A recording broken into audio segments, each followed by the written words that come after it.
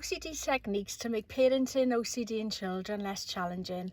Hi, I'm Julie and I'm actually doing a 30-day video challenge that I've set myself to try and help parents who are parenting OCD in children to make life a bit less challenging for you based on my own experience of parenting OCD and my own teenager.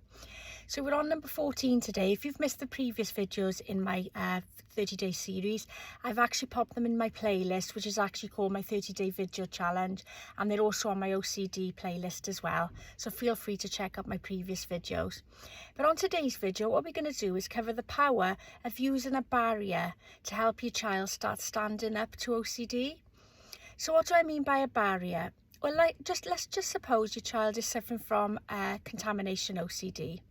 It might just be that even touching a door handle is going to be too challenging to do to begin with.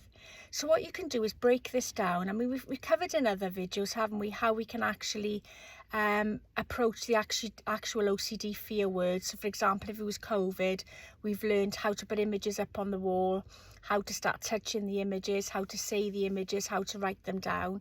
In this particular video, I'm going to cover how you can take that process a step further by actually getting them then to do the exposure therapy around the things they're avoiding. So let's just suppose there's a door handle, and the first part of the actual physical exposure you want to start doing is touching the handle.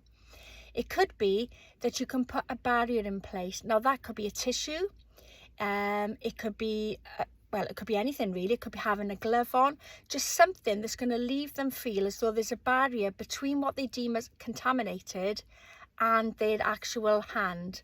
So as I say, that could be a glove, it could be a tissue, it could be some cling film or some plastic, it could be anything, but it's just going to provide a temporary barrier to try and eliminate some of that fear and discomfort around the exposure therapy. So just try and think today now what it is, just think what your child's OCD is, because obviously it will depend what theme OCD your child is suffering from, and just think of what sort of barrier you could have in place to start introducing exposure therapy around the problem things that they're avoiding. Another example could be school books, especially with contamination OCD. Again, you could either put the book in a plastic bag, or the child could work up to touching it with a glove in place, or a tissue. I say just get inventive and just think and have a chat with your child what they would be prepared to use as a barrier to start using exposure therapy to make OCD in children that little bit, and the parent and OCD side of it, just that little bit less challenging. Alright, so as ever, if you've enjoyed my video and you want to make sure you don't miss any further videos in my 30-day challenge, because I'm posting every day, don't forget to subscribe to my channel, and please pop a comment in the comment section below and let me know if you're finding what I share useful, and if you've got any questions on it, I'll happily pop on and help in any way that I can.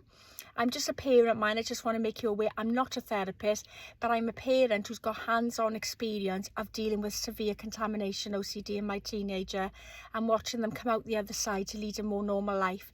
So I'm now on a mission to try and help as many other parents as I can to also get their children through OCD and to come out the other side. I also offer all sorts of products to help parents as well. I'll pop a link to my website where you can check those out as well. But that's it today. That's the OCD techniques I'm covering today, as I say, is to create a barrier in place and to try and make OCD in children less challenging. See you on the next video.